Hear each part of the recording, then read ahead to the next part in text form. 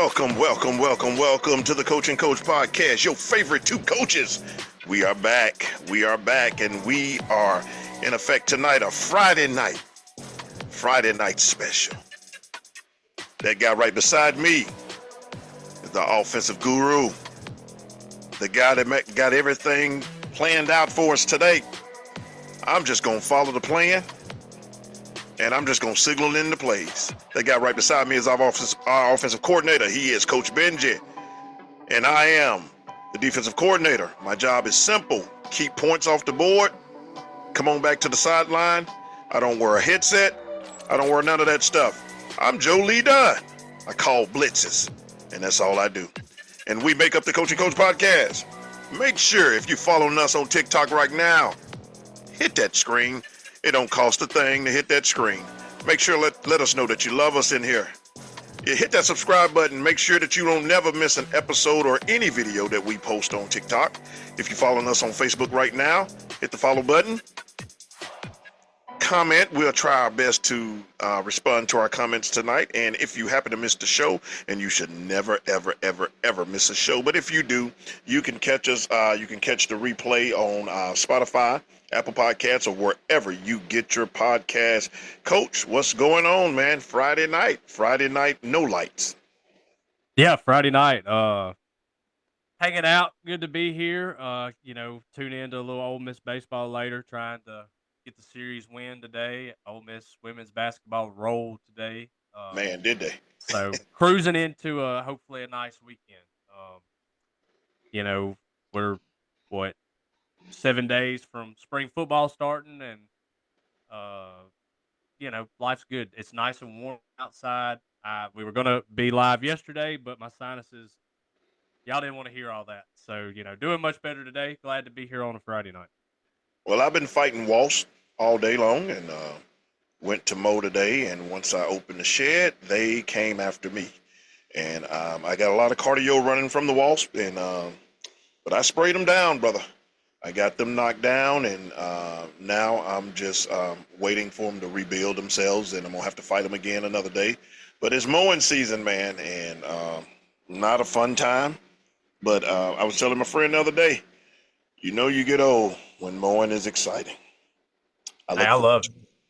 I guess I'm getting old because I love it. Yeah, welcome to the old man's game, because I tell him, my neighbor, the great legendary John Earl Armstrong, he's bad about when he mow his yard, he comes over to mine.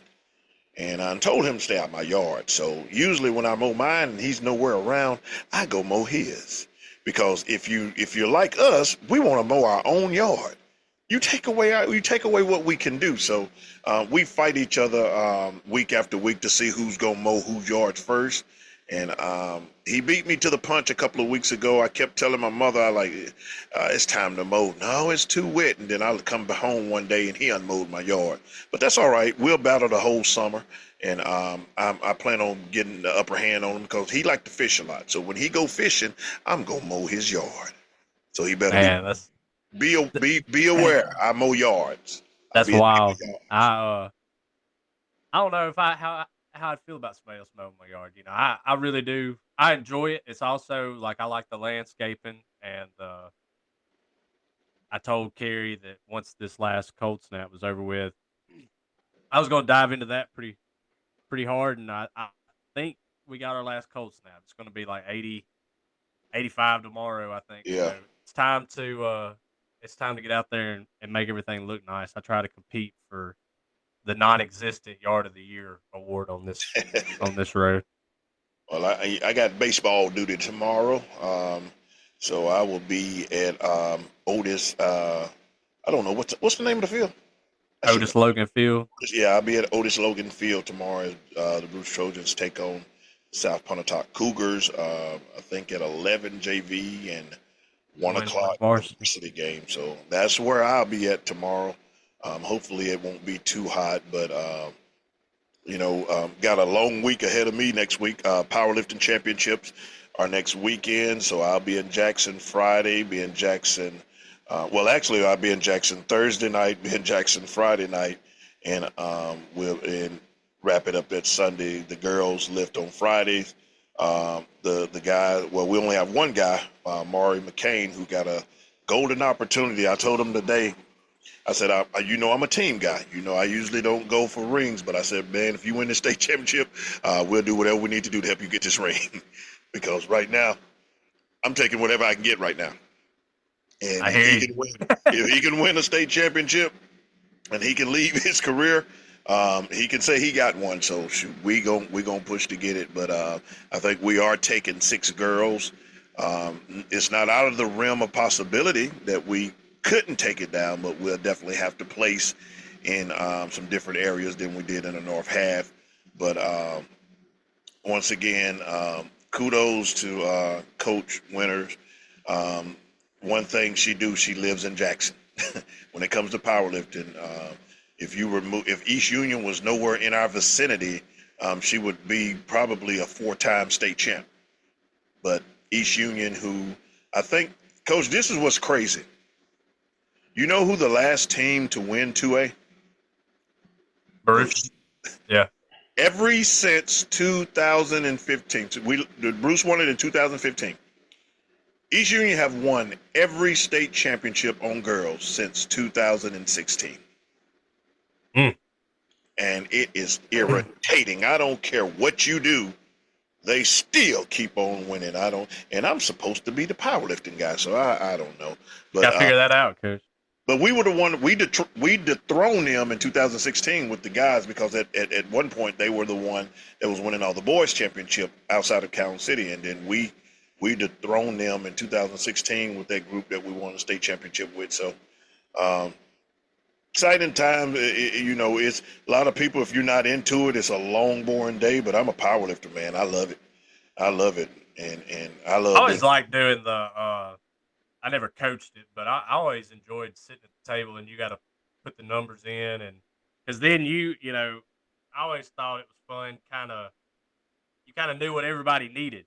Yeah. You not only did you know like the kids that you knew and where they stood, but everybody. They're all turning their stuff into you, and you're like, well, when this person's walking up to the platform, you know exactly what they got to pull to that's move on or whatever, and that's pretty fun. It makes it competitive. Like you can see where it gets really competitive really fast. And that's the advantage of when you're hosting. You got your people at the table, so you really don't have to. You just kind of peek over there and like, yeah, he got his. Okay, I just need to know. So, you're a better one because Tawana Shaw hates it. She hates being at that table. It terrifies her, and anytime she can get away from that table, she'll get away from that table. But it's different than track because, with powerlifting, I can strategically help you. There are some things we can do. What can I say to you in track? Run faster. Yeah. Hey, Coach, what don't I trip need to on do? the hurdle.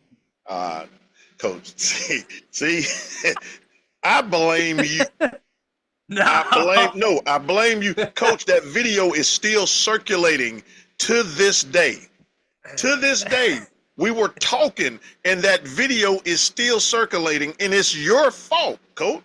It's your fault. You talked me into that, and now, forever etched in the history of Bruce Track, we got a kid that stepped and run over hurdles like he's just, I don't know. That's your fault, Coach. I'll take the blame. It was worth it.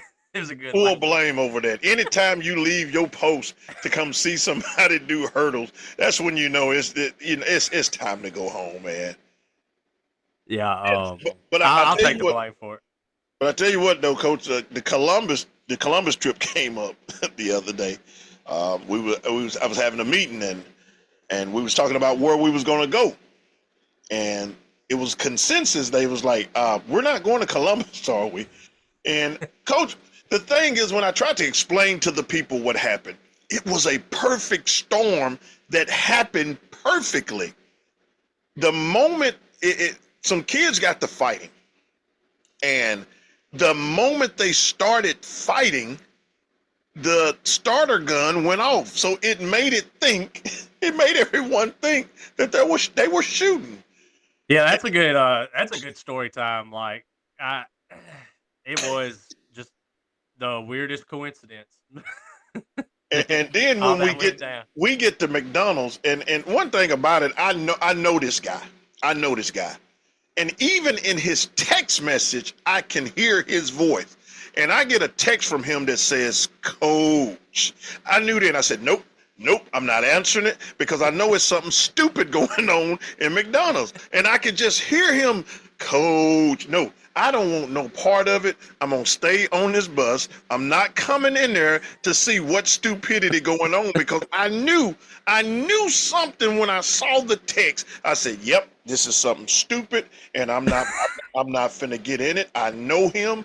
I know the text. I know the way it's like your punctuation. I knew there was something wrong and I wasn't finna be a part of it, Coach.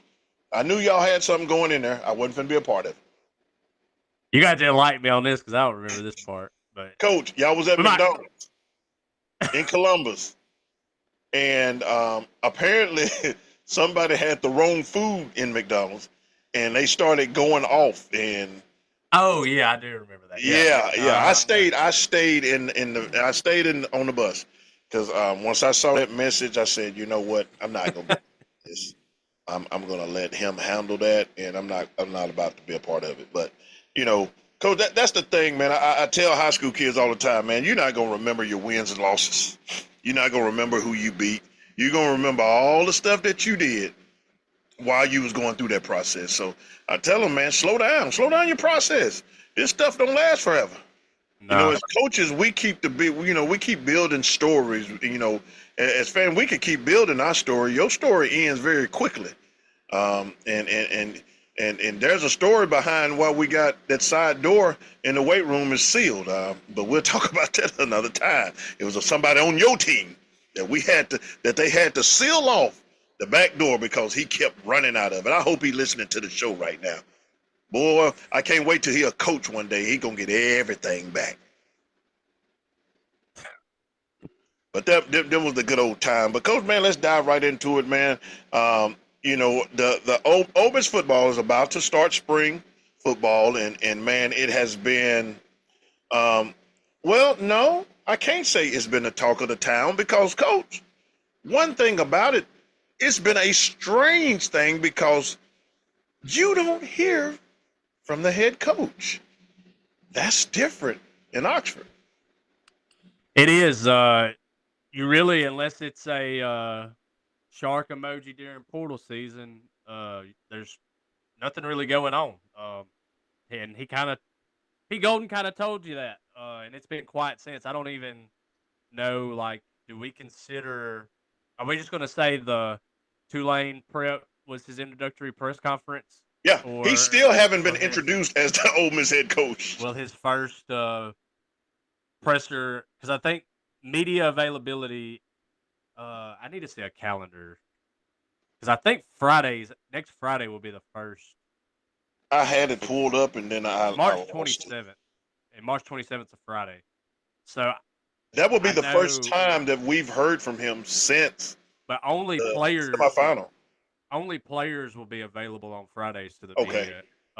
Pete Golden, and I guess if he decides to, you know, one thing about it, outside of like the first week of fall camp under Lane Kiffin, the assistant coaches, there was no media availability with them. So I don't know if it'll be all coaches available on Tuesdays or just Pete Golding.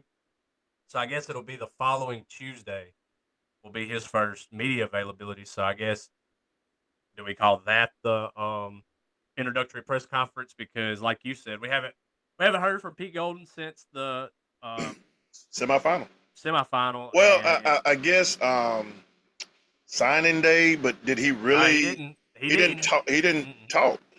No, this will be the first time, and this will be the first time that should be, you know, the talking point of, you know, inheriting the team, or, you know, he said that the interim tag was still on until the season was over. This will be his first press conference, you know, for him officially, as this is his deal. So I know people will be looking forward to hearing from it because, and I kind of wonder, you know, there's the tampering allegations that I think, which is a bunch of bull crap, but that's another story for another day. I think that, you know, and I'm sure the question's going to get asked eventually. Somebody's got to ask the question. But I'm pretty sure they're trying to push that down the road as far as they can, because the only answer you're going to give them is, well, if y'all really want to get technical about this, we're going to turn around and show you, uh, you know, 20 schools that tampered with us Exactly. in our roster. So I think that, no news is probably good news. So we'll find out, uh, first day of spring football, like we said, it's March 27th, and then I did have it written down because I'm not gonna speak on it because I don't want to jinx anything. But I'm hoping to hear back on some things next week, early next week, where if some things work through, we're gonna have some pretty comprehensive spring football coverage for you guys. Okay. Okay. That's Just some gonna nice. leave it at that for now. I don't want to. I'm not even going. I'm not even going to comment. But even though he's been quiet vocally, he's been making a lot of noise. And one of the biggest stories, not big stories, but one of the things that has been talked about a lot is Mississippi players. They brought up the defense was the major players in defense on the defensive side of the football wasn't, they were high school Mississippi players. And just on this week, Pete Golden has hired two Mississippi guys and one Ole Miss legend as a assistant coach. First of all, he brought back Marcus Woods. He's going to be co-defensive coordinator. He has been at been at many different stops, but Mississippi guy, bringing him back. But then he took it a step further, and he have brought back a much skinnier Terrence Metcalf. I know that he had a stint, I think, at Hines. I believe at one point he was the head football coach at Oklahoma for a couple of seasons, but he has brought Terrence Metcalf, Ole Miss legend, back, and that coaching staff looked like it is geared up. And then you brought in Delta State's head coach. That coaching staff is geared up to attack Mississippi. But one of the things that I was so happy to see is that to see Fisher Ray not listed as an analyst, but he is listed as a assistant offensive coach and co-quarterbacks coach. So, man, to have somebody that we know, somebody that I've coached, to be in that position, that's awesome. But Pete Golden is geared up to make sure Mississippi talent stay in Mississippi. Yeah, I think when you look at the early 2027 stuff, I think they've already got commitments from 2 of the top 10, and the other 8 are, there's no commitment. Because usually you see pretty early on when a kid from the state of Mississippi that's ranked highly gets that offer from Alabama or A&M or Auburn, something like that, you get a pretty early commitment. So I think the fact that you have 2 of the top 10, I think it's an offensive lineman and a defensive lineman, and then I know they're in the hunt for a linebacker. I think he's the number 7 player in the state. And then they've got a lot of kids. I need to go and pay attention to the amount of visits. There's a ton of kids on campus, high school kids this weekend. So yeah, I agree with you. I think that they are positioning themselves to kind of change the way they recruit. I think, and I think that I'm sure we'll talk about some of the questions heading into the spring, and I think it's valid to have the conversation that Kiffin did a really good job. You got to give the man credit of building teams out of the portal. They learned some things from that 2022 season, and were able to find a group of guys that gelled and bought into the vision of the program, and won 11 games in 23, went 10-3 in 2024, and then went 12-2 or 13-2 in 2025, one or the other. But I think that it is hard to do that year in and year out. I think that it is important, especially when you're in a talent-rich state, as far as that can produce defensive line talent, Yeah. linebacker talent, DB And talent. And But the main thing that I'm looking at, because I heard Dion say something about this. The one thing you need, very few people want to spend a lot of money on, and that's offensive linemen. yep, If you can, if you get a great offensive lineman, the likelihood of you paying 400, 500, 600, 700,000 for that offensive lineman, well, a million now. It's yep, like you kind of, because I don't think college football has got to that point to where the value of that lineman is like the NFL. And finally got it. You got a right-handed quarterback. You better have a great left tackle. That's why Laramie Tunzel is the highest paid offensive lineman in professional football. Why? Because he protects the side that protects your money. yep. And I think once college football get that and understand that, but most of the time there's not a lot of drop back, teams. You got a lot of read options, but even in that sense of whatever scheme that you're running, you still got to have great linemen. And I think my opinion is the best way to do that is to recruit in your state. And with that, I think your retention rate becomes higher because, for one thing, if I'm from the state of Mississippi, I'm very familiar with the schools in Mississippi. So if I think players are more apt. Well, crap. I think Will Eccles is proving that. Yeah. He could have, with the season that he had, Sugar Bowl MVP, man, he could have went and cashed in on that. But I think he's proven that when you get talent from that level, in a nutshell, you could say Cade Cunningham is proving that. Didn't get no time, only had one catch on the season, but yet he stayed. So I think they understand, yes, we can build. It's almost like this. It's like the NFL and the draft. You build your team with the draft, you build your championship with the free agency. You got to build your team with the draft. That's why draft capital is so important. That's why they love stockpiling these draft picks. Crap, the Cowboys, when they traded Herschel Walker and got all those draft picks turned into Troy Aikman, Michael Irvin, Charles Haley. It turned into Super Bowls. So I think you understand that now we got to recruit in our state to build a solid foundation. And now we understand the portal. Now we go get what we need to win a championship. And I think that, which I know, a lot of this is still on the table. But there's been talk of executive orders that are going to bring back you're going to get one free transfer, and then any transfer after that could be penalized. You have to sit out a year. They're talking about and I don't know what will cause this. I need to do some deeper research, but they say the market's going to correct in 2027.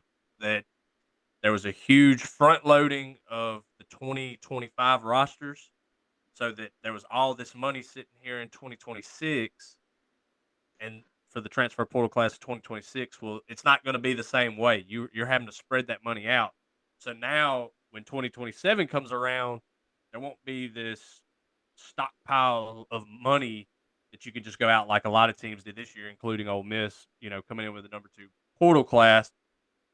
So I think they believe that some, they're saying that tampering penalties are about to start enforcing this stuff differently, and that it's going to be interesting to see how they're going to be able to prove. Yeah, I don't know. I'm curious to see that. Like I said, I don't know how some of this stuff's going to work. But I think if you did get to a point where it does work out this way, that high school recruiting will become more important because you're going to have an opportunity to retain more guys. And I'm not saying, I think you should consider dancing with the one that brought you. And there's been a plan that's worked at Ole Miss, and they clearly didn't abandon it because they went out and signed 19 or 21 guys maybe, and finished number 2 in the transfer portal rankings. I don't think they're going to get away from the portal, but I do think there's positions that you want continuity, like your offensive line, your defensive line, that you need development guys in your system. You need guys. I think they're going to find out I think we're going to find out a lot on how this works because Diego Pounds and Jaden Williams are gone. You know, they played a lot of football, but and you're replacing your tackles with uh with some transfer guys, and you got to figure out how that works. You know, can they gel with the rest of the offensive line quickly? Can they, how does that work? So I think there's certain positions that you need to really hammer down in high school recruiting, and from everything I've seen, that's they're going after other guys too as well. But it seems like there's been a big emphasis early on in offensive line, defensive line at the high Well, school level.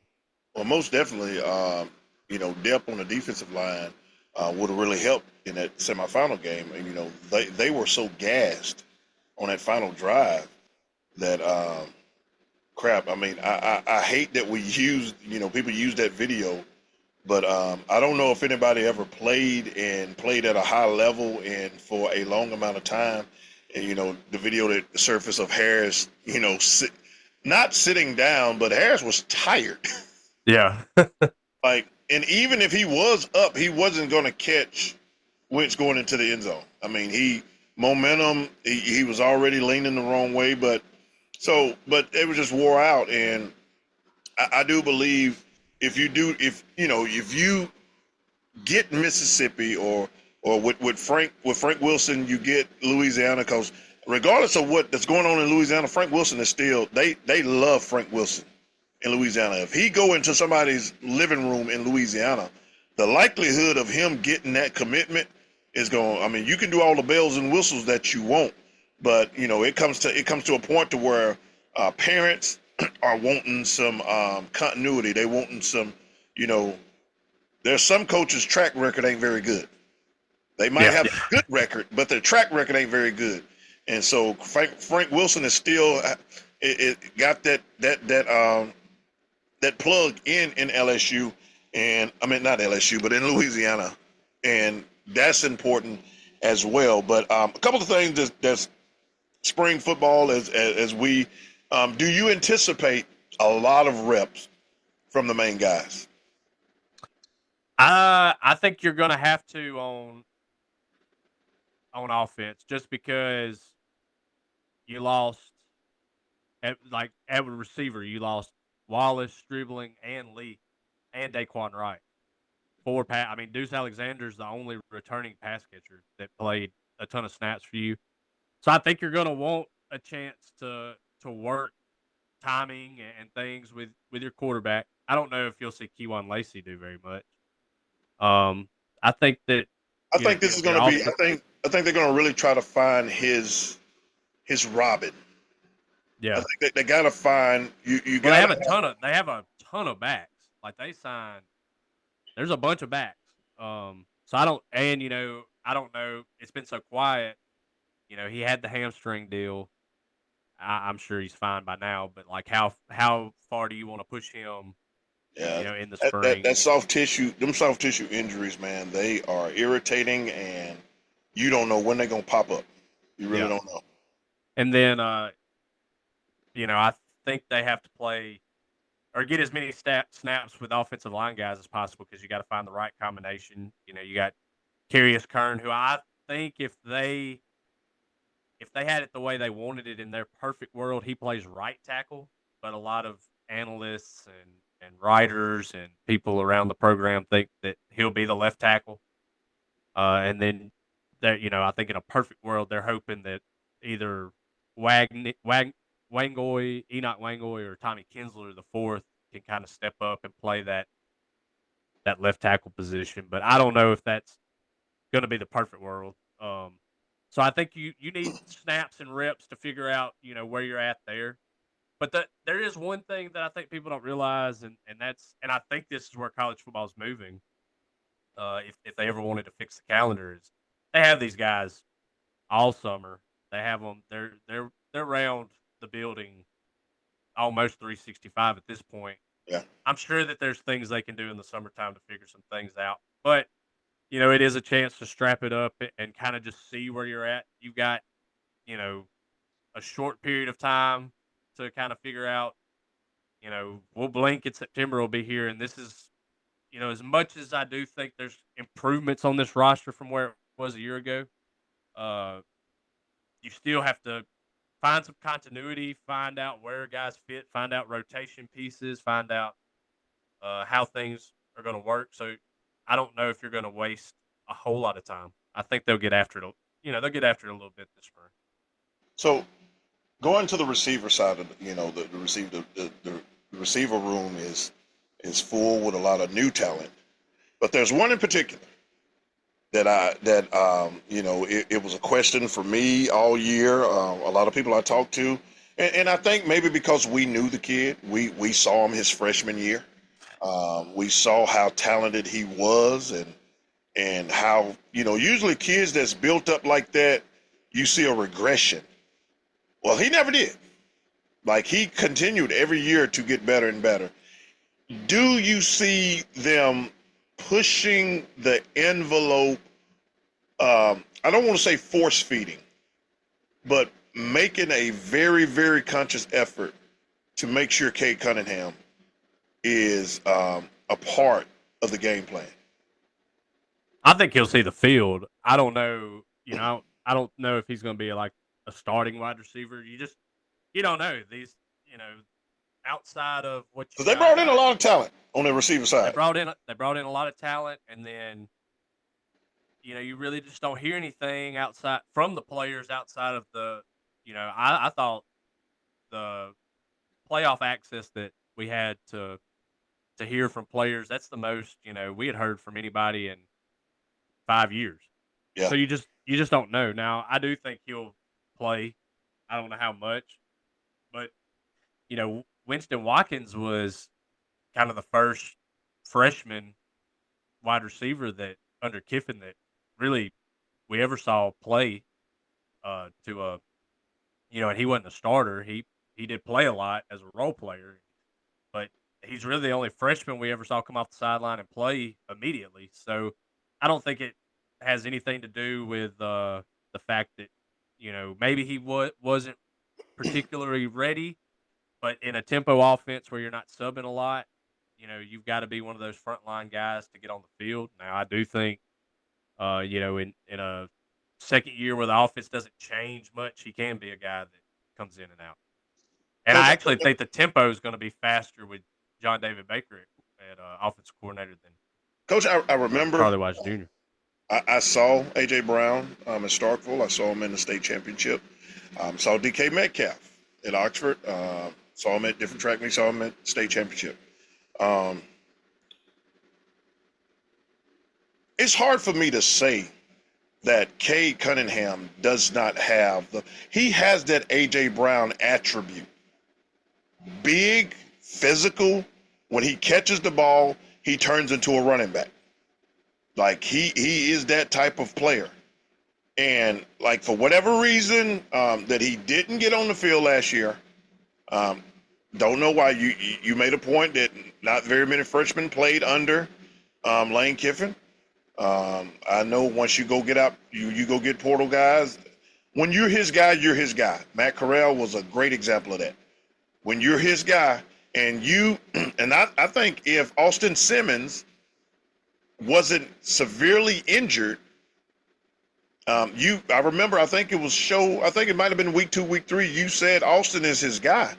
And later on, I start to realize that if Austin would have been healthy, then we'd have never seen Trinidad. We'd have never seen Trinidad Chambliss.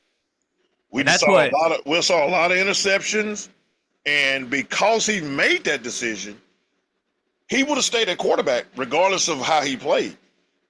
So, yeah, if you go back and listen to some of the beat writer guys, if you go back and look at some of their work from the fall scrimmages last year, it is absolutely wild that you could see it in their writing where they would be like, Simmons kind of struggled with timing, and he really struggled with seeing the safety in the middle of the field.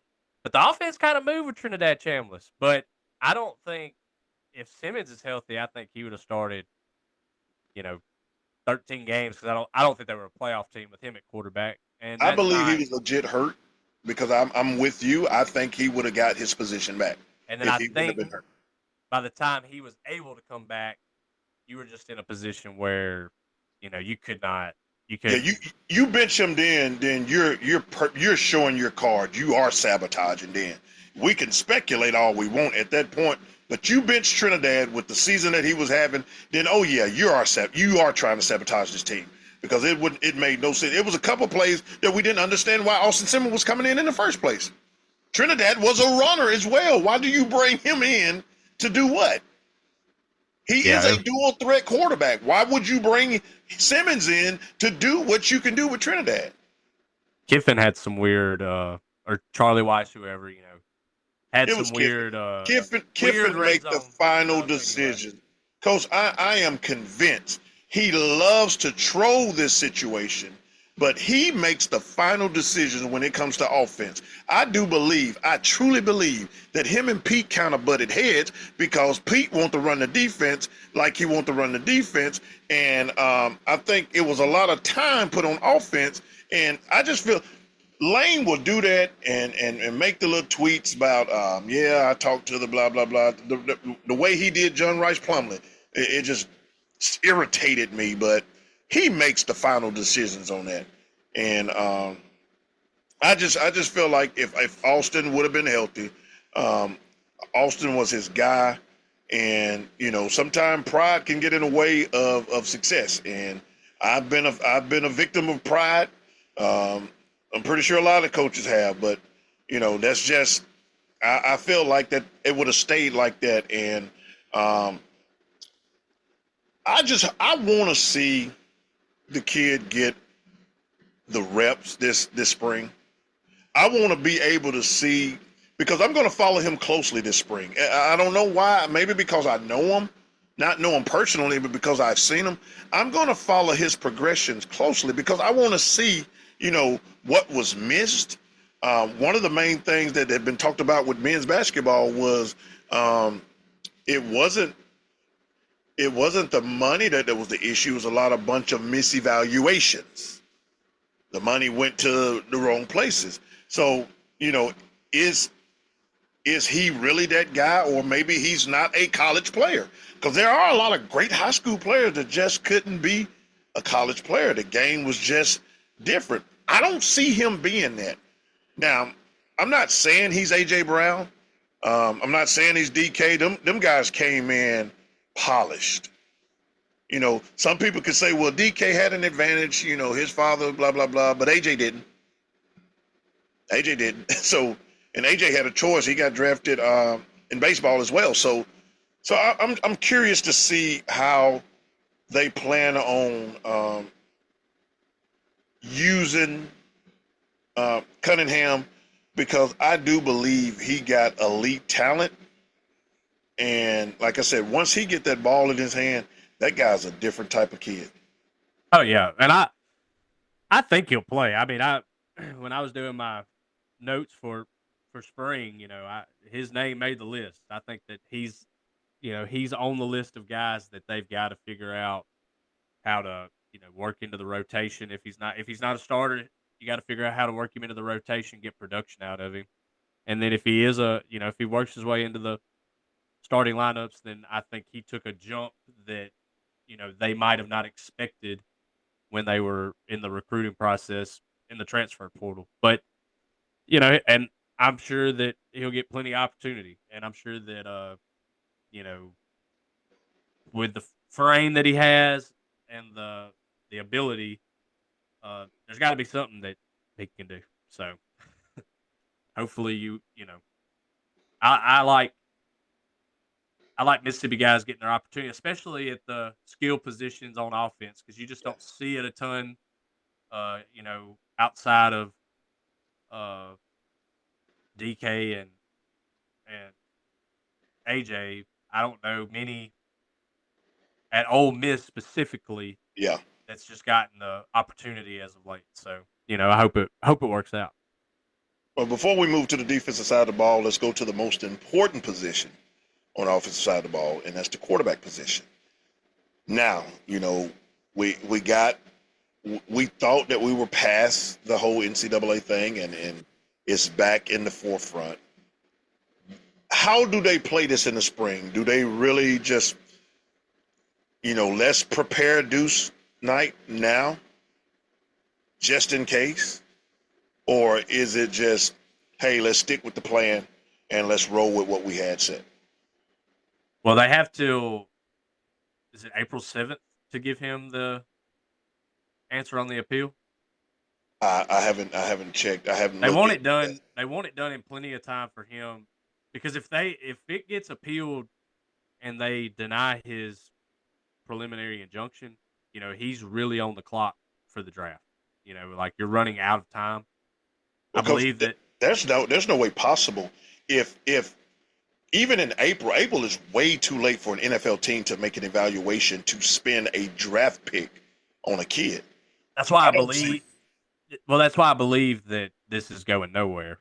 You know, they've constantly come out with new filings on irreparable harm and what this has cost Trinidad, and with the NCAA cover and other opportunities. Um, and then so I think that they'll still be early in the spring when they hear back from this appeal process, which I assume is going to, the appeal will be denied, and that this is going to go to uh, court whenever that happens. I Yeah. think that he'll play the season, and I don't. I'm sure, I'm not on staff, so I don't know how they feel about it. But if it was, and you got to have your contingency plans. But But you me are a sitting coach. You've here, been a coach. How do you approach that? I'm rolling like nothing's right now. I'm rolling like everything's fine. I think that you're going to get a chance to work. If you believe that Deuce Knight's the quarterback of the future, he'll get his reps in the spring regardless. But you know what offense I do have changed, which they say is going to be, John David Baker's offense is not going to be much of a change. It's even terminology wise, it's going to be simplified. I still have to prepare 4 new receivers and then young guys to get work with Trinidad Chambliss. So I'm still rolling like he's my guy. 100 snaps. How many do Deuce get? Say that again. 100 snaps. How many do Deuce get? You give him if we're gonna do a 100-play script, I'd give him at least 25. If not more. Do you see them putting packages in to utilize him this season, or are we just going straight Trinidad and the backup quarterback?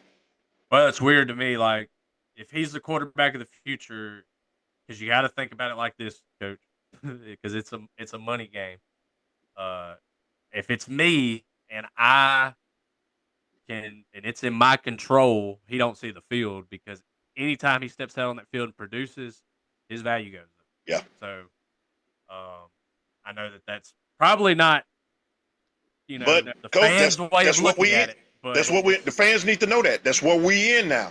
it's If where you we're want at. players to get paid, then you can just getting them out there to get some snaps. No, because that costing you money Yeah, that you I may don't not really have to think give. I don't think I'm sure that that's played part into decisions with other guys from years prior that you didn't see, and if I can help it, he don't see the field. If I've got Trinidad rolling. Well, let's rock to the defensive side of the ball. Obviously T.J. Daugherty decided to go to Louisiana, and he's at LSU right now. But the bulk of the defense is still intact, and pulling off, the whole reason we got this whole tampering thing with Luke and everything. But on the defensive side of the ball, do you see? Have we upgraded, or do you feel like we're just going to be the same? Defensive line, you've added quality depth. We I wasn't think very that, good. What people don't understand, outside of the playoff run, the defense wasn't very good last year. no, it wasn't. Some of that, though, like, not to beat our own drum or anything, Coach, but I remember the night of our first show. I remember specifically saying that when we talked about the defense, because that Arkansas game was a shootout, Yeah. and I had said that guys like Prince William Onyealon and Who was not crap playing well in the beginning of the season. that they had to take a step, and to their credit, they did. And it got better as the year got on, but it wasn't. There were times, especially pre Oklahoma, like before that Oklahoma game, where it looked pretty concerning. Now I do think the defensive line was pretty good last year. They just didn't have depth behind them. I think that you saw, like, it was weird to me that they would either be living in the backfield or they would be getting blown off the ball. There was never a stalemate. So what that told me was when they were fresh and they've had a blow, they could go. But Mhm. there was when they needed out of the game, they couldn't get out of the game. And when you're sucking wind, it's easy to get put on some skates. So I think that they've added quality depth there that can keep the line fresh. I think that it allows them to be multiple up front. Uh, Now that you've brought in a guy like Luke Farrelly and Keaton Thomas, you still have Centarian Perkins. Uh, The corner we got from Auburn. yeah. The secondary is going to be better. I don't. It couldn't The be worse. secondary gotta So, be better. well, I The was gonna say secondary was our problem. it can't be worse. They than it can't. They was. can't be no. I knew the moment we went back to face guard, and I said, "Yep, this is man. We're walking. We're walking backwards now." But you retained Antonio Kite and Jalen Braxton, who I thought were your better DB guys from the secondary last year, and then to add uh, the safety from Georgia. I should have wrote all these names down, but my biggest questions on defense are, because say what you want, I know that you could go. There was a lot of talk about how T.J. Dottery, yeah, he led the team in tackles, but how many tackles was he making way downfield and Yeah. things like that? But the one But thing coach, I if you but the say one that, thing I they're gonna say give you're hating because he left. no, I'm not. I'm not saying that. I'm saying that is what LSU fans said this. Ole Miss fans said this during the transfer window about T.J. Dottery. It was said on both sides, and the one thing he brought to the table that I think they're going to have to figure out is he wore that communication helmet and he could get you lined up. Yeah. So who's going to do that? I think it's Keaton Thomas. I think they were kind of expecting him to be that guy, or at least that was the talk back. We haven't heard anything since all the transfer portal window closed and recruiting kind of calmed down. I think that's the biggest question. Like, how much better are you at linebacker? How if your defensive line's eating up blocks and you're able to scrape and come free, can you get guys on the ground? Like, I think of, like, can somebody be a Chris Paul that can just roam? Your Yeah. defensive line spilled everything when you had Walter Nolan and McGee's. They spilled everything, and then you had Pooh Paul just running it down across the field. So, um, you know, I that's my question. And Edwards asked about the Oregon Ducks. I promise you, when we get to the summer, because Yeah. we're from We don't have a Mississippi, lot. so we talk about Let us get their Ole Miss spring. stuff. We want to get their spring stuff and watch them in the spring, Yeah. so we can give you a better take on the different. We're going to touch the major schools. We're not going to touch every conference, but we're going to touch, the schools of interest, and But those is always in contention. we've got a lot of content to feel out through the Yeah. summer, and Oregon's going to be in there. The one thing I'll say about them now, though, is I think that the fact that you brought your Moore back, Evan Stewart, I think they're going to be fine. So Yeah. they're a team. If anything, they've proven that they can get there, and I think there's tiers to the Big Ten, and they fit in that upper tier with the Ohio States and of the world and the Indianas of the world. I think it's them three. Hold up. They will. I think they more at the door. I don't think they in the house yet. Well, I'm talking about they can get compared to the rest of the conference. If Oh, you can get into the yeah. playoff at 10-2, they can get to 10-2. Their Oh, their biggest question, and I heard an analyst talking about this the other day, was like, when does Dan Lanning? They were like, could Dan Lanning hit a hot seat? Because at what point is, say, you you get there, and this is getting off the rails quick, but say like you're a coach that gets there, but he can't win that game. So when does the administration get tired of just being right there, kind of like you saw with the James Franklin thing? Like the man was right And there I was just about to on the say that. doorstep of You brought that up. competing for or winning a national championship, competing for it a year ago, and then something doesn't work out right. He couldn't win the game, and then things don't work out, and they fire him. Which I know he was having a rough season, but I kind of thought it was curious. Like, does Lanning get to that point? Is this a year where he's been to these 12-team playoffs and got bounced? Like, does he have to win a big game? Because Coach, this is my it's message just to a thought. Oregon and Oregon fans all over the world. In the words of Aaron Rodgers, relax. Because one thing about it, the coaching pool is not as great as y'all think it is. And, changing coach. Penn State is about to see something that they're going to go back and say, we made a mistake. Penn State is going to fall out of contention. Vegas likes Penn State. To do what? They've got a pretty favorable Penn schedule. State will not be. They're not even top 5 in their own conference. Vegas likes them. Let me look at their schedule. Man. From my understanding, they. Shoot. Okay, Vegas. Hang Y'all on better now. listen to them Coach, folks in Vegas drink a lot. Listen to this. Y'all better quit listening to Vegas. Hang on now. Listen to this schedule and tell me what you think. All right. So on September 5th, Penn State opens at home against Marshall. So All right, that's a win. They go to Temple the next weekend. That's a win. That's 2-0. They play Buffalo at home September 19th. That's a win. That's garbage. Go ahead. They host Wisconsin, who's not been great under in the Luke Fickell era. So I'm gonna give them that. It's at home, man. I give them that because it's at home. They go to Northwestern. That right there, I'm not sure. Now they're going to play. This is where it gets interesting. They're going to play USC at home, and then the following Saturday they're going to go to Michigan. Loss. All right. Then you host Purdue. You get that one. You go to Washington. Going to Washington, that's I don't know. That's a tough trip. See that's a tough one. Minnesota at home. They get that one. Rutgers at home. They get that one. And then they close the season going to Maryland. So, going to Maryland? I mean, we're talking about 9. But them 2 losses. There's 2 to 3 losses in that's going to keep them out of the Big Ten championship. That is a garbage schedule, number one. And so you see why Vegas likes them now.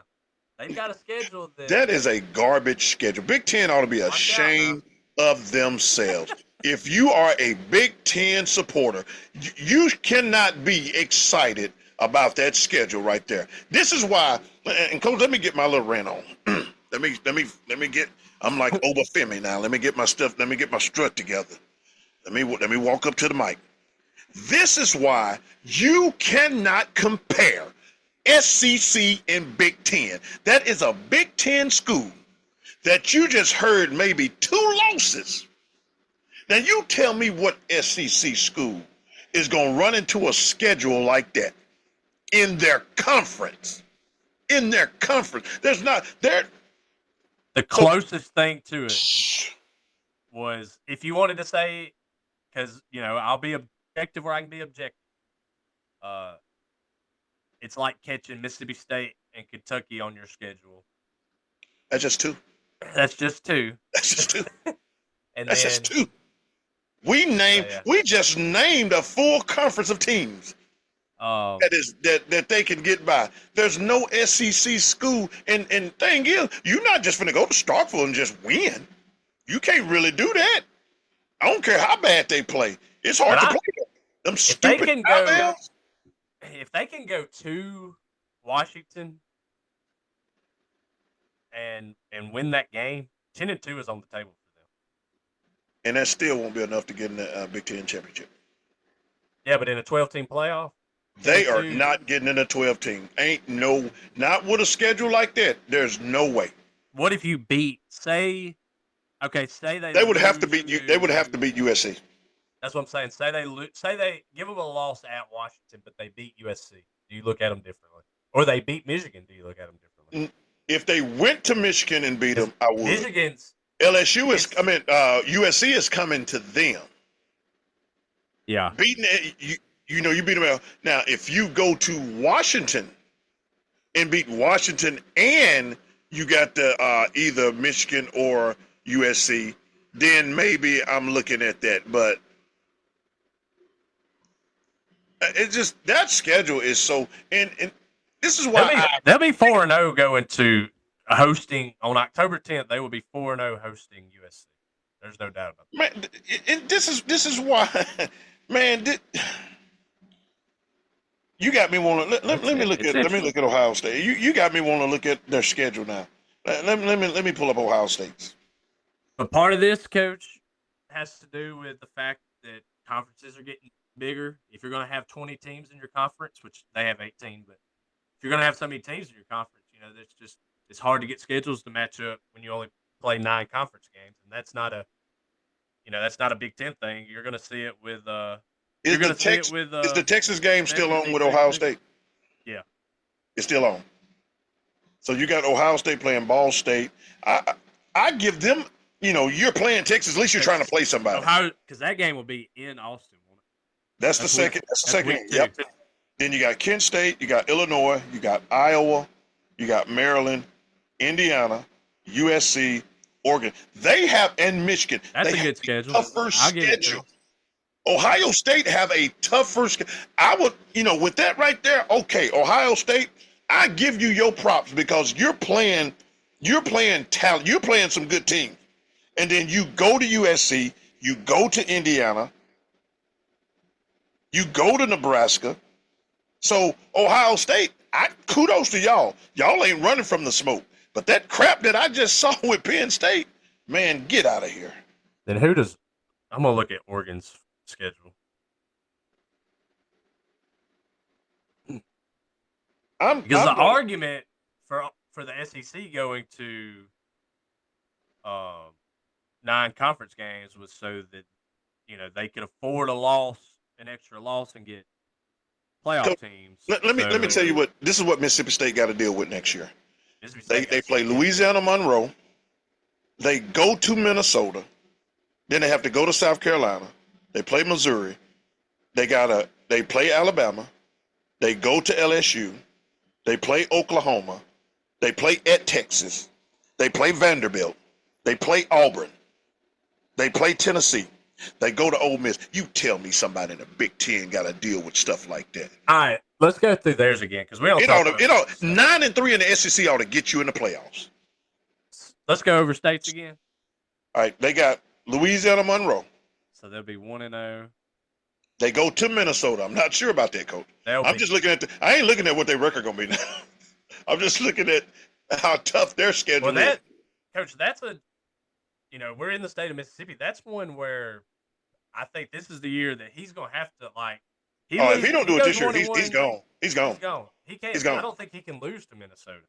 He needs that one. Coach, I don't think they go to Minnesota and win that game. All right, let's roll on. All right, they go to South Carolina.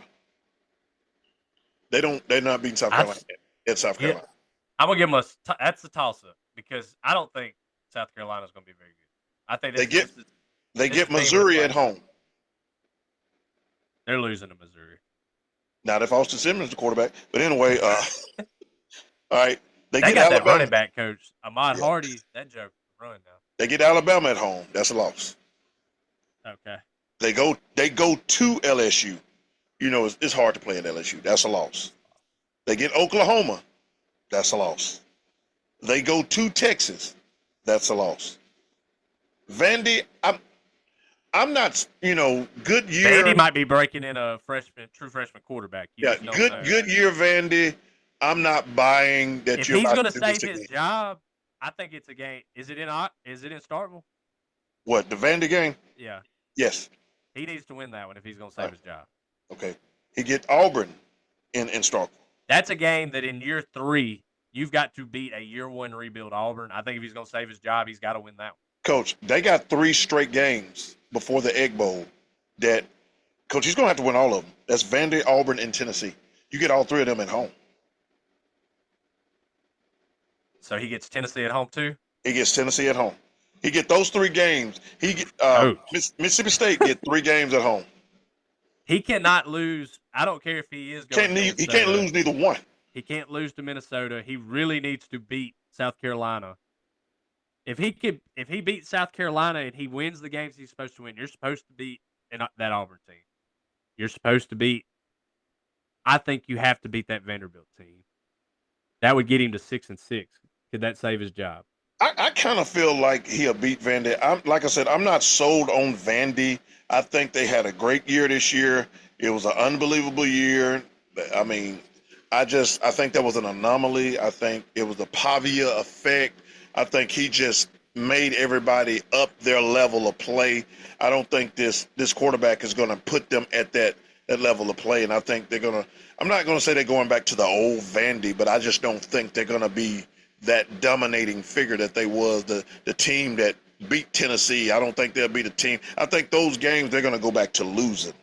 Well, I think that there's no real way to know in this era. There's questions about Ole Miss that we won't know until the season starts, pretty much, because a ton of these guys haven't played together. Vanderbilt's the one place where I think they only brought in 9 guys out of the portal. They've kind of built the thing through high school, and if there's one thing you can bank on is that they're going to play hard and they're going to be well coached.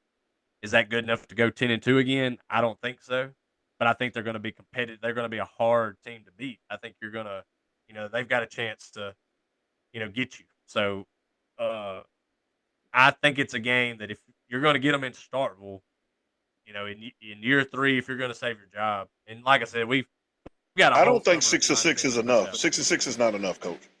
I think they let him go on 6-6. They can't continue not with a team that's getting all of the fanfare, that's getting all of the recognition. You can't continue to float around mid-level.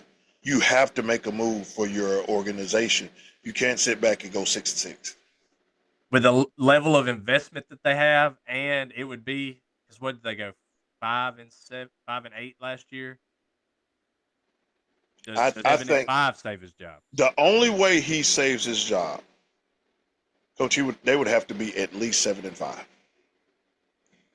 and that only gives you 1 year.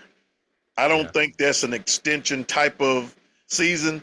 That's 7-5. Okay, let's see what we can build on that. Anything under 7-5, Mississippi State will be finding a new head coach for the 2027 season. And there's a ton of unknowns, but if we're going to call it in this moment, if we're going to call Tennessee a toss-up, Vanderbilt a toss-up, and South Carolina, I say Tennessee going to beat them. Tennessee going to beat them.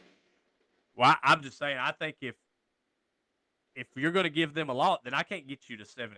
I can't get you there. They better what I'm trying to get at. So in other words, you better beat Minnesota. Yeah, that's a game you've got to win. Coach, be honest with you. If he lose that one, he might be going mid-season. Yeah, because you're talking about going to South Carolina, and then who all did you read off in that? You read off Oklahoma, Texas. If they blow that Minnesota game, Alabama, you could possibly lose 1, 2, 3, 4, 5, 6, 7 in a row. He will be gone. He will be 1-7. It's over if that happens. So he is on the hot seat, and I know we'll have a show where we go over the schedule, but I do want to do one more schedule because we was talking about Ole Miss. All right, you got Ole Miss playing. Their schedules. This is a tough schedule. Yeah, they got Louisville in Nashville. That's not a home game. Then you get Charlotte. Then you get the emotional. They're gonna have to do because here's the thing. LSU players ain't emotionally invested like Ole Miss players will be. I don't know, Coach. I don't think it'll be. I'm talking about totality. I think the coaching staff might do it, but the players, And see, Coach, just remind me of when Ole Miss went to Auburn after Tuberville, and the emotion of the player. Because I drove to the game, Coach. I went to the game. I needed to see it for myself, and we were fortunate enough to win it in overtime. I was glad we did, because boy, that was a long ride to lose. I drove to the game, and the emotions of that game was, man, it was off the hook, and it was more of when the final buzzer went off, it was more of relief.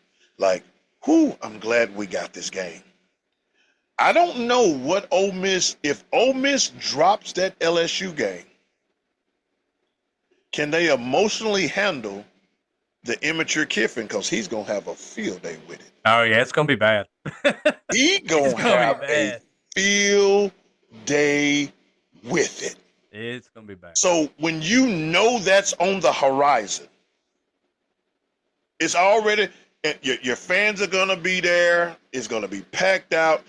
Coach, I dare to even say it's going to have the same vibes as the playoffs, that playoff game against Tulane. It's going to be way more toxic. It's going to be way more toxic, though. Like, that felt like a celebration. There will be angst in the stadium that day. Like, there's going to be some tension. You know, all my law enforcement buddies, you will be working that weekend. Because, boy, he going to have to, LSU going to have to stay in Tunica. They're going to have to stay in Memphis. They ain't going to be able to stay in Mississippi. I don't know, everybody's keyboard warriors and stuff, and I don't think it'll be as rough as what people on Twitter and or X or whatever you want to call it imagine. But I do think that it's going to be a tense atmosphere. Coach, I'm gonna tell you something. If that Auburn game would have been at Ole Miss and not in Auburn, Tuberville would have needed every policeman in the state of Alabama to escort him. It was that bad, Coach. It was bad. And we were at Auburn, and it was bad. I believe it. And I think it's going to be weird. I'm telling you, the Tulane game just felt like the whole time we were there, I was like, I just feel like I'm at a celebration with 69,000 people. Like, I don't feel like I'm at it felt like a football game, but it felt like, I don't know, it just felt like a huge party. I don't think there's going to be some tight, you know what? Like, because we know, Coach, we in this space, we know what's going to happen if LSU wins this game. We know what's going to happen. Woo! The most immature coach in college football history will have a field day. And I think that's why I think going into that game week, and then we'll get into the rest of the schedule, but I think going into that game week, the conversation that'll be had will be, can he actually win this game? Because we got more to lose. He don't. Well, now, hear me out on this. Tell me if you see it in a different way. But what's a game that he really wanted and never could win? Who could he never beat? And he would change his entire Alabama. Yeah, going for it on fourth down in terrible situation. He would have beat Alabama 3 times if he'd have just coached a normal game. He wanted to beat Alabama so bad and kick field goals. I'm kind of wondering if he pulls where he just make bad decisions because I think it's a conversation that has to be had with him. But the thing is, Coach, I don't feel like – I think he go into this game with house money as far as this game. I'm not talking about the totality of the season. I think he feels like they got more to lose in losing this game than I do. I don't know about that. Because ain't nobody going to attack him like he's going to attack them. I don't know, Coach. I think that he will get some pushback. You left an 11-1 at the time when he left an 11-1 playoff team, and then got beat by said team the following season. I think it's a game. I think he needs it. Coach, I'm gonna tell you this right now, and you can mark it. You can stamp it. Ole Miss win that game. You might well put your hat on and sit back because I got 45 minutes that I got to get off my chest. Yeah, I'll let you go, Coach. I'll Lane, just sit you back. better hope you win that game. Because, man, if you don't win that game, boy, I'm going to tag everybody I know. And I'm going to let you have it. Woo, man, don't even get me started. But after the LSU game, they go to Florida. And I'm telling you, I think it's a game that the Swamp's not been kind to Ole Miss. We'll just talk through it because we got the whole summer to discuss all this. But It's a reason why they wasn't kind that year. But that's a whole nother story for I'm talking. Freeze had trouble. Freeze got whooped down there with Chad Kelly. Yeah, he got beat pretty bad.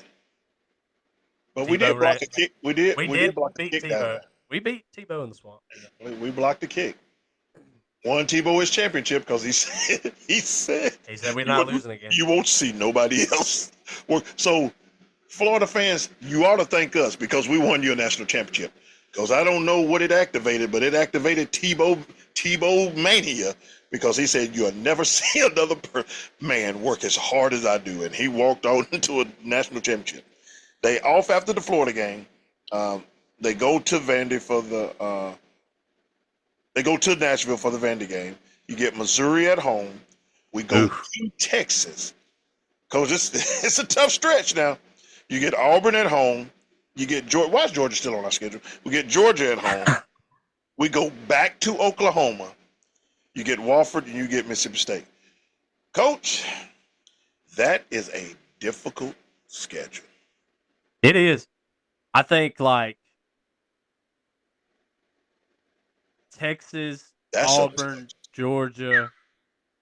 Honestly, Missouri, Texas, Auburn, Georgia, Oklahoma, right there in that stretch. That's a make or break stretch. Because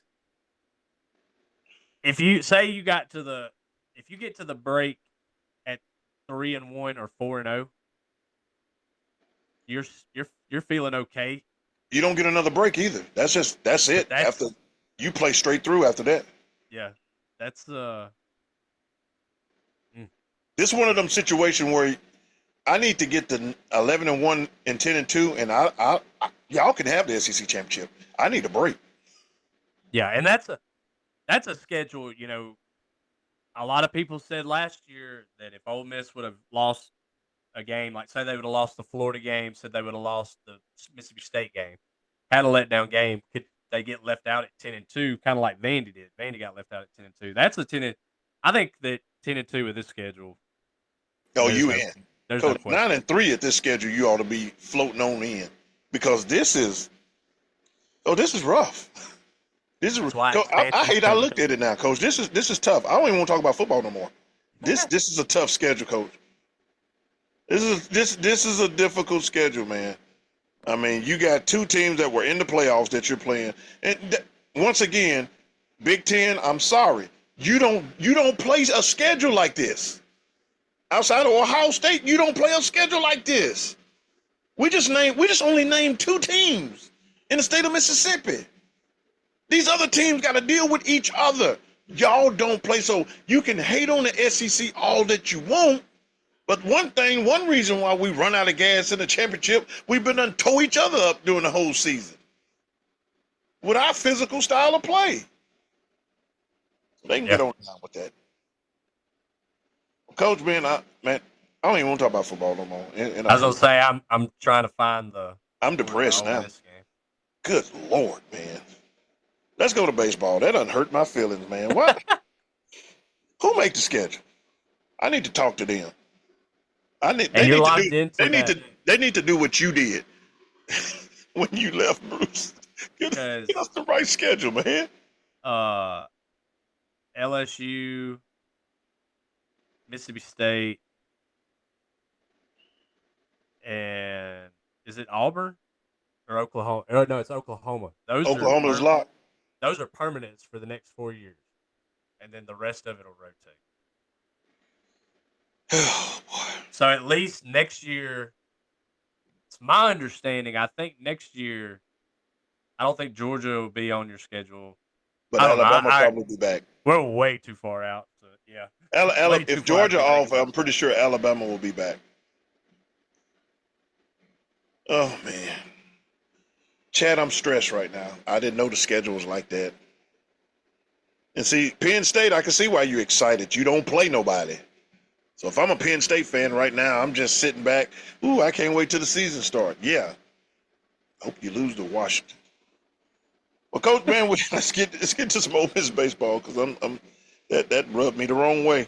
Last night, the Ole Miss Rebels, which I didn't know they played last night until I checked today, but they opened up the series with a win over Kentucky, and they should be in action right now, if I'm not mistaken. And let me try to get the scores pulled up. I've got 2-0 Kentucky.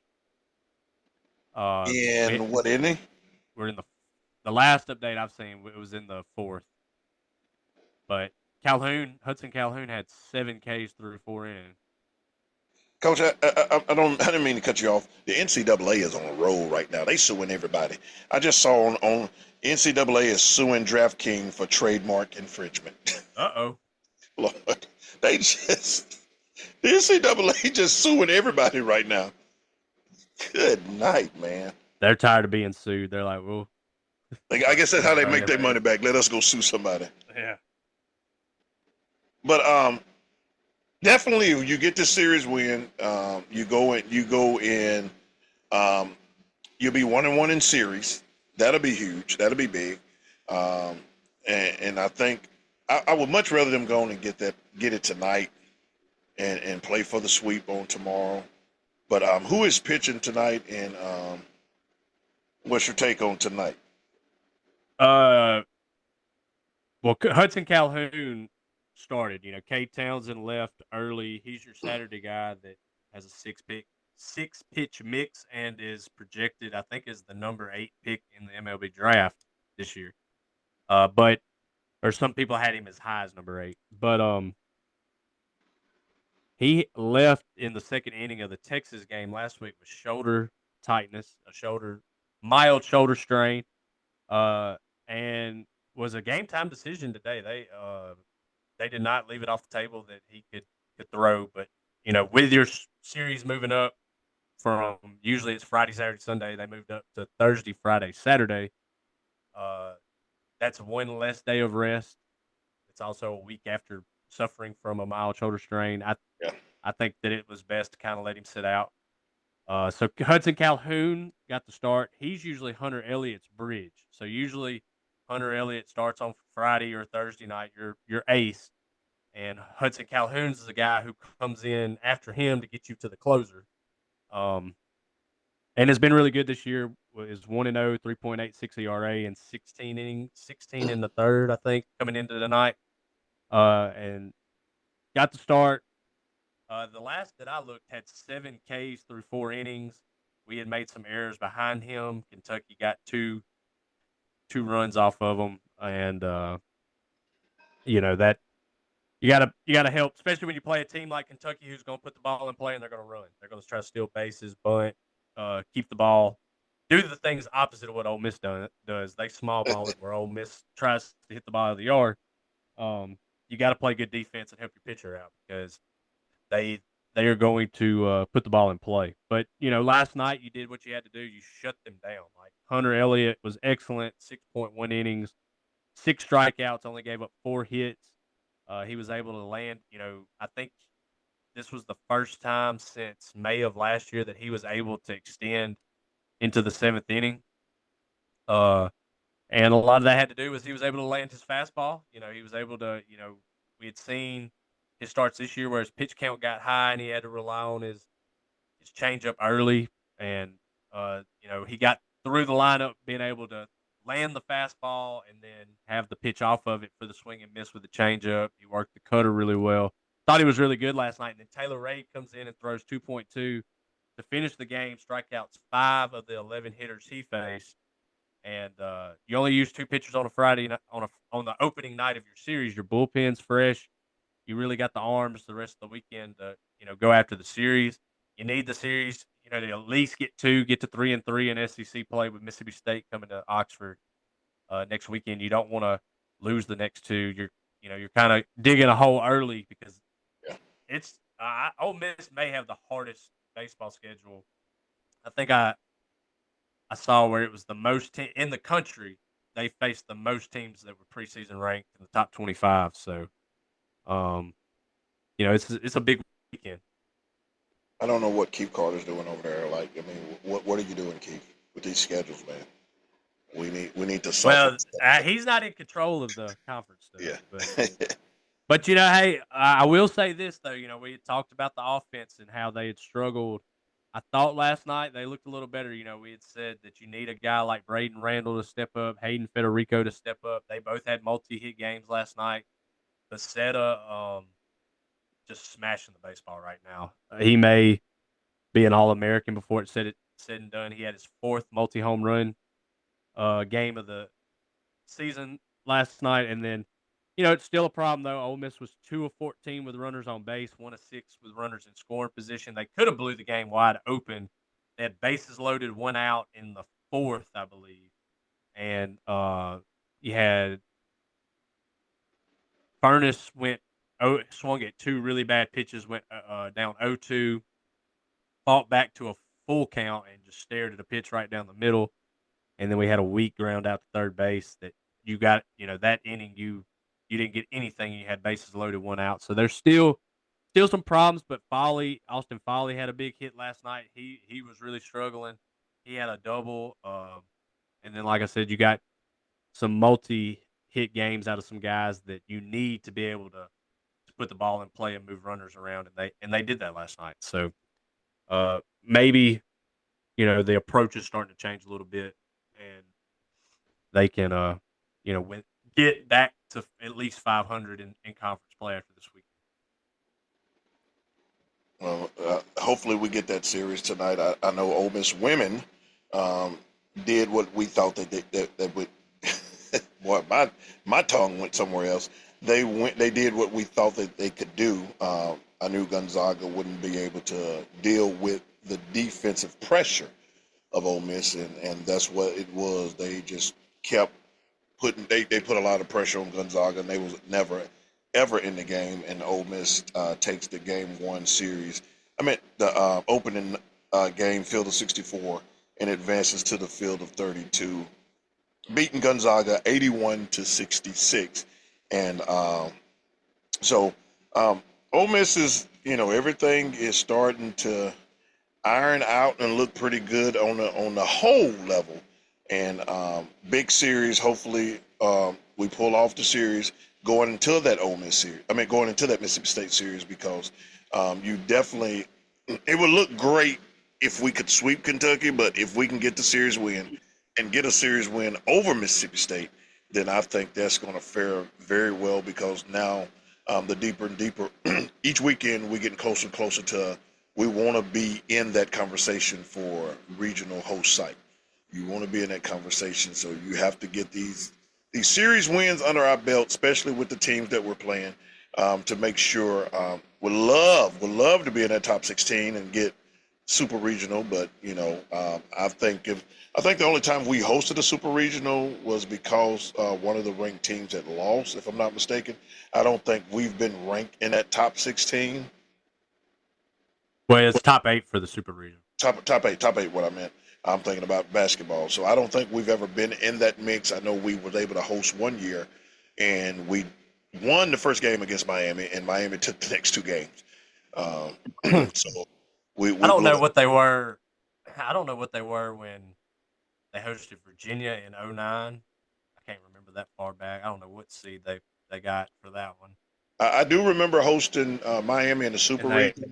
They hosted Texas in a super regional in 2005, and then I think 2006 was the Miami Super Regional. And I wonder, was it because of ranked teams losing in their regionals? I know one of them was. I don't know which ones were. I don't know how many outright top 8 seeds they've had.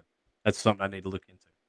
Yeah, and right now we're a long way from that top 8, so it's definitely need to stockpile these series wins so we can at least be in that conversation to host a regional. Like, coaches, there's a strong possibility with all 3 teams that we could have 3 regionals in the state of Mississippi.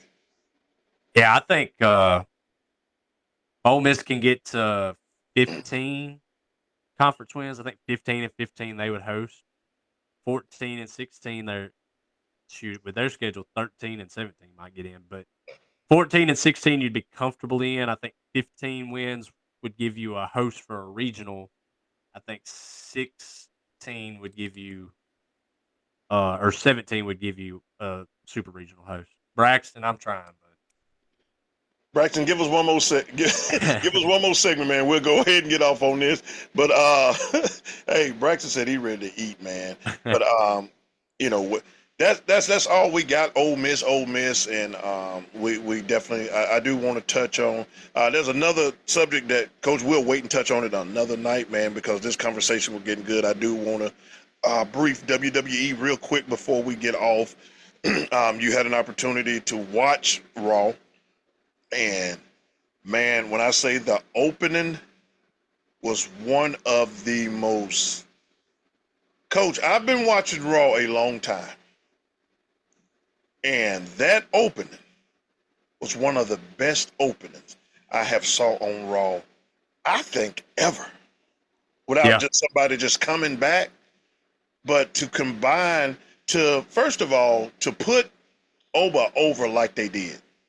Because they included him in a segment with Seth Rollins, to put him over like they did, and man, just to see the guy is a force. And like I said, to me he still reminds me more of Goldberg than Brock. But the way he was able to manhandle Brock Lesnar, Coach, is making me think that Brock is going to get that win in WrestleMania.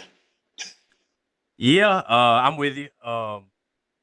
I thought everything about it made it like even Michael Cole's call of it. Like I thought it was a really good open segment. The pop when that music hit, man, it was just amazing. And they are going real dark with this CM Punk and Roman Reigns storyline, and there's rumors of Zilla Fatu being the guy that's going to come and help Roman. There's been talk also about who was Randy Orton on the phone with.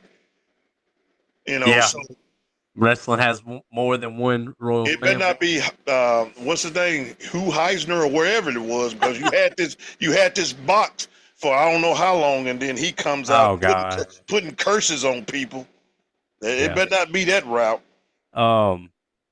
I thought it was pretty cool, like, and I don't think it is, because I don't think Triple H would, or Paul, whatever we want to call it's gonna let it happen. But somebody was like, what if we get a Shane O'Mac sighting at, he's somebody mentioned Vince. Saying that Paul, I'm talking about his daddy, saying Randy Orton was on the phone with Vince. Yeah, like the McMahon's, like, what if you get a McMahon return? I don't like the rumors of Ric Flair. Let's just let Rick stay where he is, man. Rick is so old now. Just let Rick stay where he is. I don't want to see The Rock. We undid this before. I don't want it to be Rock. Well, that's kind of what I just kind of wonder, We done did The Rock. We done did The Rock with people before. Let's put Rock somewhere else. Let's do something else. I don't want to see Rock being the one that's in the mix on this right here. Now, I understand Ric Flair with the history he had with Dusty Rhodes. I can get that. But Coach, if you really want to shake things up, now hear me out. It's gonna sound stupid. I'm tired of him getting all of the fanfare. Gold Dust. I'm tired of my brother. I'm tired of my brother. He gets all this recognition. They act like Dusty Rhodes only got one son. Is he still down in? Is he with AEW? I don't know. Buy him out. Let's go Dustin Rhodes. Randy Orton was on the phone with Dustin Rhodes, and let's make him come back. Because that's what people talking about the Shield possibly having a awesome. but I don't know, like, because or whatever we want to call Ambrose, That would he's be with awesome. AEW, so John Gosh, Moxley, and then if if they're all with AEW, Triple H ain't about to let that happen. I can Nah. tell you that right now. nah. But it would be awesome. I'm with you. Yeah, man. But Triple H gonna find a way to screw this up. We gonna get to the WrestleMania, and it ain't gonna be nobody special. It'll be the Undertaker again. And I don't know. I think that the card's good. They've just got to get the story. Like they've got to. So far, what we know, there's card's pretty good. We just got to get some stories going. well, hey, we are 4 weeks away from WrestleMania. And so far, I need to lock back in. I've been working out, writing, and podcasting. I need to sit down and really watch all this a lot closer. Well, I'm finna watch SmackDown for you, so you ain't got to worry about that. I gotta feed my kids. Yeah. Well, Coach, the guy right beside me is neglecting his kids. They want to eat. They said, "Hurry up, Dad." Y'all didn't hear that TikTok. The guy right here waiting on his wife to come home. I'm hungry, woman. Come and feed me. His kids are hungry. I'm hungry. So what that mean? Then we're going to call it a day, Coach. Anything else to hold our attention? Nah, we'll be back soon, I'm guessing. Sunday. Yeah, we will night. one of these days. I'm hoping that early next week I have some big news. So stay tuned. Hopefully, right. Fingers crossed. Well, that guy right beside me, he's the offensive coordinator. I'm the defensive coordinator. We are the Coach and Coach podcast. Make sure that if you want to catch this episode, you can follow us on Spotify, Apple Podcasts, or wherever you get your podcasts. Make sure you hit that subscribe button so you won't never, ever, ever miss an episode. We are the Coach and Coach podcast. Until we see you on the next time, y'all keep on getting schedules like Penn State, and you'll have a mighty fine season. We'll see you on the next one.